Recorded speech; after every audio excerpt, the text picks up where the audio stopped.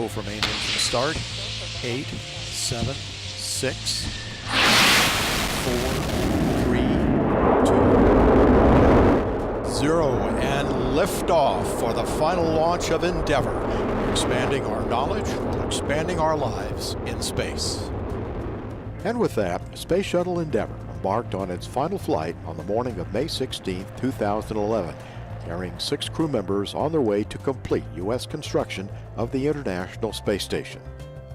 Under the command of Mark Kelly, pilot Greg Johnson, and mission specialists Mike Fink, Greg Chamatoff, Drew Feustel, and the European Space Agency's Roberto Vittori headed to orbit.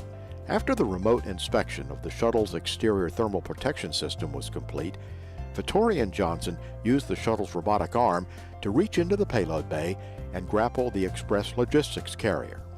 Once Endeavour caught up with the station, Kelly put the shuttle through a backflip at a distance of 600 feet to allow the station crew to photograph Endeavour's thermal protection tiles before docking. During the docking process, an advanced system called STORM, or Sensor Test for Orion RELNAV Risk Mitigation, gathered data that could help future spacecraft dock to the station. Soon after docking and the hatches were opened, the express logistics carrier containing space parts was installed on the station's exterior using shuttle and station robotic arms.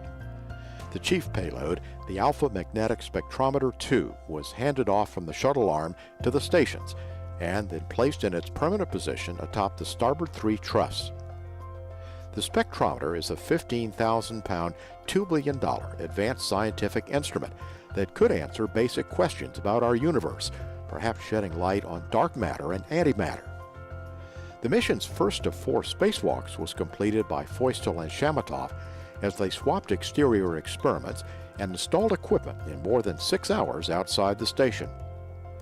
The following day, the crew used the station's robotic arm to conduct a focused inspection to collect photographs and data on a small area of damage spotted on Endeavour's underside.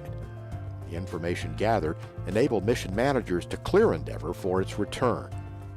That same day, the combined crews joined together in the Kibo module for a special call from Pope Benedict XVI. Humanity is experiencing a period of extremely rapid growth. Spacewalk 2 paired Fink and Feustel as they spent 8 hours completing station maintenance tasks. Among those tasks, topping off ammonia in a cooling loop and lubricating a solar array joint on the port truss and one of the hands of the Dexter robotic arm. There was a break in the busy schedule when 3 of the station's crew members departed the station aboard a Russian Soyuz and returned to Earth on May 23rd. It marked the only time a Soyuz departed the station while a space shuttle was docked. The following day, the remaining combined crew of 9 had time to complete some interior maintenance around the station. The 3rd spacewalk was once again conducted by the team of Fink and Feustel. Performing a number of tasks in just short of 7 hours, the spacewalkers left the Canadarm2 closer to having a new base of operation, which will give it access to much of the orbiting laboratory's Russian segment. After the docked inspection and clearance for Endeavour from Houston, the 4th and last spacewalk was conducted by Chamatoff and Fink. The outing marked the final spacewalk by Space Shuttle crew members. Among the tasks in their almost 7.5 hours of work, the spacewalkers attached the shuttle's boom sensor to the station, making it the final major U.S. piece to be added to the orbiting laboratory.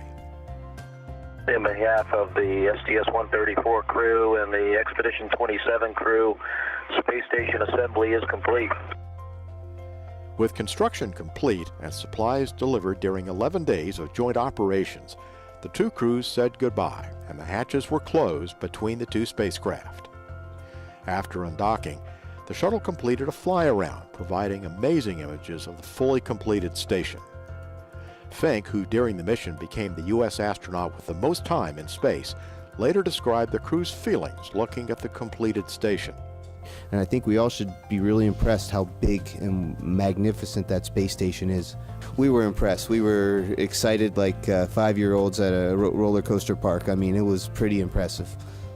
The STS-134 crew performed an additional test of the STORM equipment during a rendezvous exercise before backing away from the station. Endeavour's final return to Earth came in the overnight hours as its ghostly outline, lit by the runway's xenon lights, appeared out of the darkness at 2:35 a.m. on June 1st. Houston, Endeavour, we'll stop. 122 million miles flown during 25 challenging space flights. Your landing ends a vibrant legacy for this amazing vehicle that will long be remembered. Welcome home, Endeavour. After 16 days of a demanding and busy mission, the crew members greeted well-wishers at the runway and received congratulations for a job well done.